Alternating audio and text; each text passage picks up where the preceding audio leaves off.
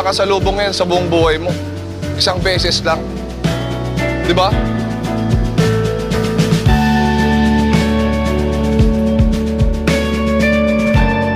Take risk. I-take nyo kung ano yung bagay na mawawala sa inyo. Kung para naman sa kabutihan yon.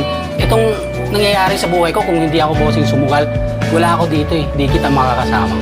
Kung di ko binenta yung motor ko, wala, kasama ko na lang dati, motor ko.